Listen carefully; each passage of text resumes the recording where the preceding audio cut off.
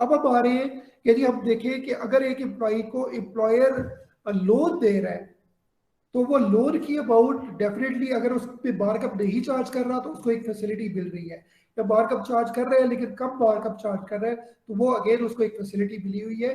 तो उसकी वैल्यूएशन कैसे करेंगे? तो ये अगर आपको इंटरेस्ट फ्री लोन मिल रहा है या कंसेशनल लोन मिल रहा है तो सेक्शन 13 सब सेक्शन 7, 8 और 14 इन सब की जो समरी है वो मैंने इधर प्रेजेंट कर दी आप लोगों के सामने। और ये कौन पढ़ेगा अब इसको? अब किसकी बारी है जी? Now it's the turn of Ahmed Razak. जी Ahmed,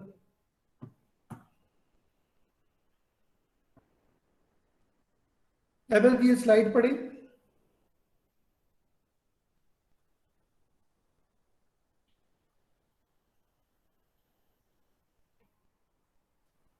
Ahmad Razak are you there? Fawad आप पढ़ लें।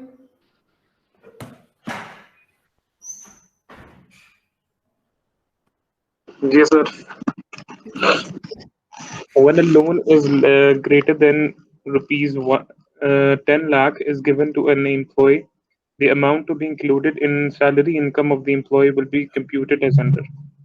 Interest on loan जो है वो no interest charged by the employer. उसका मेथड है कि add interest at 10% of amount of loan. Interest charged by the employer less than benchmark rate. Interest at benchmark rate 10% less actual interest paid by the employee.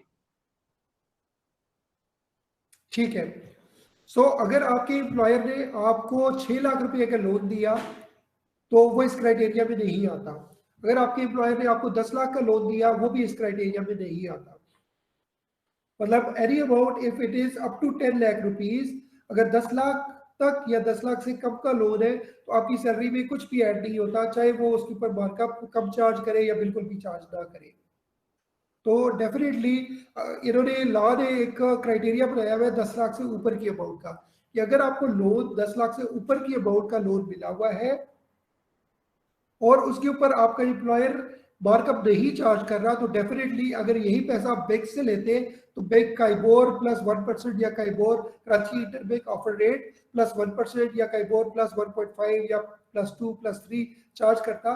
तो वो जो भी markup charge करता तो वो आपकी एक कॉस्ट पड़ती थी। लेकिन आपके एम्प्लॉयर ने आपको ये है कि फॉर एग्जांपल बगैर मार्कअप के लोन दे दिया, तो लॉ कहता है जी कि काइबोर चाहे कोई भी हो तो लॉ ने एक बेंचमार्क रेट रख लिया 10%, कि अगर आपको 10 लाख से ऊपर का लोन मिला हुआ है ऑफिशियल तो उसका जो 10% का मार्कअप होगा वो 10% का मार्कअप आपकी सैलरी का पार्ट कंसिडर किया जाएगा।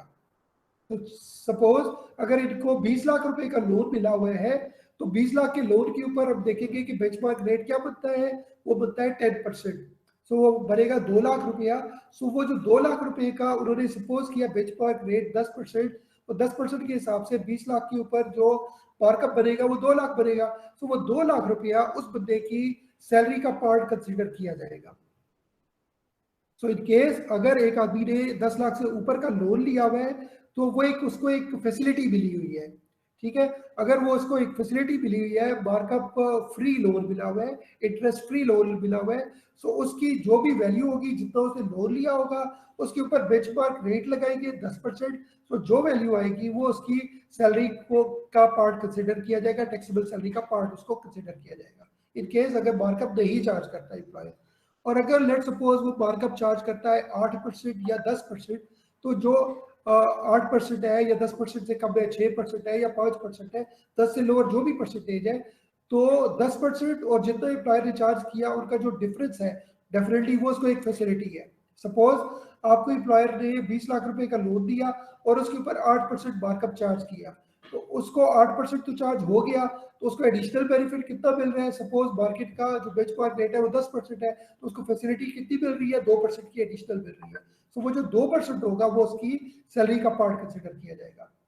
सो सेकंड क्या है कि interest charge by employer, employer ने इंटरेस्ट चार्ज किया है लेकिन बेंचमार्क रेट से कम चार्ज किया है, तो बेंचमार्क रेट से जितना कम चार्ज होगा जो डिफरेंस होगा वो आपकी सैलरी का पार्ट कंसिडर किया जाएगा। अगर लेट सपोज 6% चार्ज कर रहे हैं तो आपको बेनिफिट बेंचमार्क रेट और 6% का कितने 4%। तो वो 4% जो होगा वो आपकी सैलरी का पार्ट कंसिडर किया जाएगा। ठीक है। सो लोन के लिए अगेन रिपीट करता हूं कि अगर आपको ऑफिशियल लोन मिला हुआ है, तो आपके बिजनेस से, ऑफिस से आपको लोन मिला हुआ है, सो वो लोन जो है वो अगर 10 लाख रुपए से ऊपर है और मार्कअप नहीं चार्ज हुआ हुआ, सो आपके loan multiplied by benchmark rate of 10%, जो भी अमाउंट आएगी वो आपकी टैक्सेबल सैलरी के पार्ट के तौर पे टैक्स होगी। अगर मार्कअप चार्ज हो रहा है लेकिन मार्कअप 10% से कम चार्ज हो रहा है, तो whatever difference is over there, वो आपकी सैलरी का पार्ट कंसिडर किया जाएगा। ठीक है। अब आते हैं, अगर वो बंदा अपनी, जब उसने पी फंड के ऊपर, अगर वो कह रहे हैं जी मेरा पी फंड डिडक्ट हो रहा है, उसके ऊपर मुझे सूद नहीं चाहिए, तो जब उस बंदे ने अपना सूद वेव ऑफ कर दिया, तो लॉ ये कहता है कि अगर वो आदमी अपने प्रोविडेंट फंड के ऊपर प्रॉफिट नहीं ले रहा, सूद नहीं ले रहा, तो अगर वो एम्प्लॉयर से लोन लेगा तो उसकी सैलरी में कुछ भी ऐड नहीं होगा।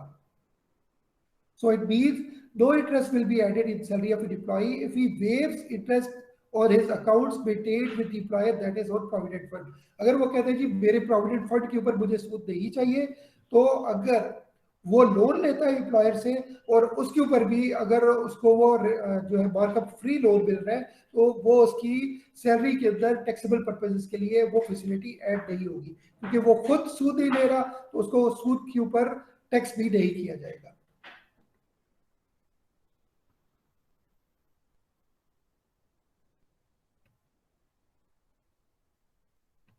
तो यही चीज इधर एक्सप्लेन हो रही है। ये बुलेट नंबर 2 पढ़े जरा, ये पढ़े।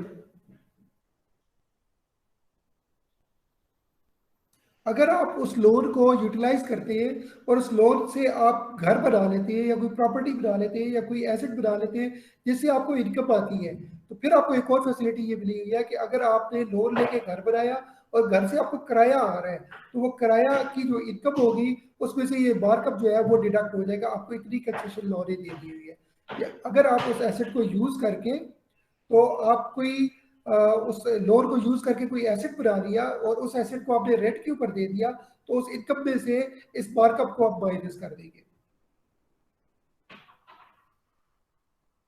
और अगर आपका जो एम्प्लॉयर है वो बेंचमार्क रेट से ज्यादा रेट चार्ज कर रहा है, फॉर एग्जांपल बेंचमार्क रेट है 10%, एम्प्लॉयर चार्ज कर रहा है 12%, तो जो 12% है वो आपको एज ए डिडक्शन अलाउ हो जाएगी आपकी इनकम में से। इसके ऊपर एक एग्जांपल करते हैं। ये कौन पढ़ेगा ये एग्जांपल? सो मैं पढ़ लेती हूँ। जी बेटा। Mr. Salman is granted a loan of rupees 1500,000 by his employer, Bestway Cement, on July 1st, 2019. The loan is subject to interest 2% per annum. Compute the amount of prerequisite relevant to the interest for the tax year 2020. Calculate the amount of perquisite. So ये उसको एक perquisite मिला, क्या है? Concessional loan. सो पहले ये देखिए loan की अमाउंट कितनी है? Sir, 1500,000. 1500,000, 1.5 बिलियन। सो अगर जी। इसको 1.5 बिलियन का लोन मिला हुआ है, क्या ये उस डोमेन में आता है? क्राइटेरिया कितना है? लोन किस अमाउंट से ऊपर होना चाहिए? 10 सर लाख 10 से से ऊपर होना ऊपर, चाहिए। 10 से ऊपर जी। अगर ये 5 लाख होता तो हम इसको टैक्सेबल सैलरी के अंदर लोन के अगेंस्ट कुछ भी ऐड ना करते। अगर ये 10 लाख होता तब भी हम उसकी सैलरी में लोन के अगेंस्ट कुछ भी ऐड ना करते। क्राइटेरिया क्या है कि लोन की अमाउंट को एज ए परक्विजिट कब कंसिडर किया जाएगा? जब वो 10 लाख से ऊपर होगा। सो पहला इसने जो बैरियर है वो क्रॉस कर लिया। यदि ये 10 लाख से ऊपर है तो इसका मतलब है हम इसकी कैलकुलेशन करेंगे। तो ये 15 लाख है, 1.5 बिलियन है, 1500,000 है। सो इस अमाउंट को हम लेंगे। अब 1500,000 है तो बेंचमार्क रेट कितना है? लॉ ने कितना बेंचमार्क रेट रखा हुआ है?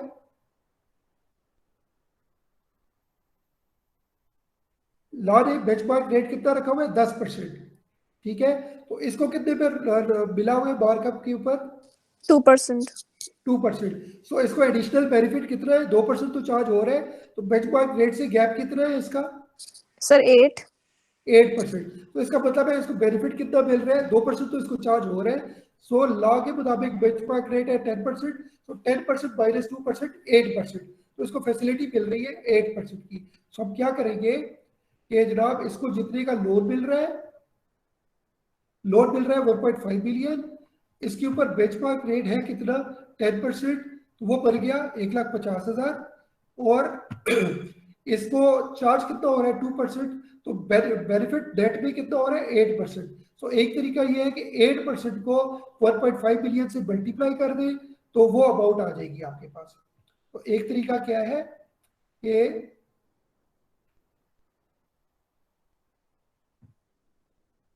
अब ये करें 1,500,000 मल्टीप्लाइड बाय 8%,